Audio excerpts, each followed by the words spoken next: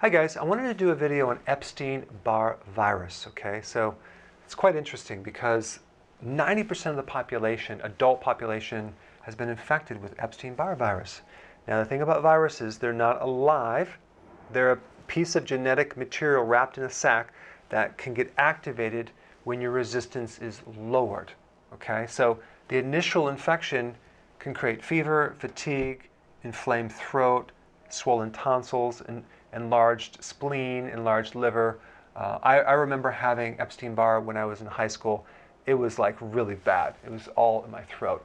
And they call it the kissing virus because it's spread by saliva. So then over time, there's an association between this virus and chronic fatigue syndrome, fibromyalgia, hypothyroidism, rheumatoid arthritis, Hodgkin's lymphoma, which by the way, also is caused by GMO glyphosate, stomach cancer, MS, autoimmune conditions like lupus or Sjogren's, hypersensitivity to mosquito bites, and the list goes on and on and on.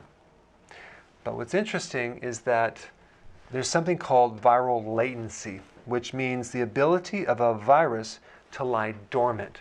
So you get this initial infection and then it goes in remission. It sits there. It doesn't do anything. It just waits until it's activated. So what's interesting about this virus is once it gets reactivated, okay, only portions of the Epstein-Barr virus genes are expressed. So you can have this initial infection, but later in life, you may only have like fatigue kick in or achiness in the muscles, or any other additional things that can weaken your immune system to set you up for getting an autoimmune disease. So the real question is, what are the triggers that would reactivate this virus that is dormant? Nutritional deficiencies and stress, okay? But I believe stress is the top right here because so many people, they're fine, and then they have this stressor, let's say they get a divorce or something, and boom, they end up with an autoimmune disease.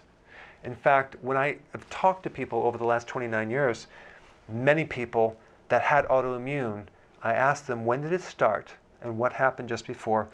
And one for one, it was either a loss or a major stress that activated the whole thing and brought this virus out of remission, activating certain genes that then lowered the immune system, setting them up to get an autoimmune disease. Okay, so that's a real common mechanism. So the question is, what can you do about it? Okay, well, what you want to do is you want to support the gland that's involved with stress. That would be the adrenal gland. Focus on supporting the adrenal glands. Do things to improve it. You know, get more sleep, go for long walks, do techniques to pull stress out of your body. Selenium is very, very important. Magnesium is very important. Boron, the mineral, trace mineral boron, is very important in helping put this virus back in remission. There's also something called monolaurin, which is made from coconut oil, which is really good for viruses as well. So these are some things that you can do, but I think the biggest thing you're going to have to do is to do whatever you can to lower the stress, change your environment to the point where that stress is no longer in the environment, and that's going to actually help put this thing back in remission and chill these symptoms out right here, because these really are symptoms of this virus, or at least part of the virus activation. All right, so I put some links down below for some additional things you can do to actually help stress. Thanks for watching. Hey, if you enjoyed this video, press subscribe and I will definitely keep you updated.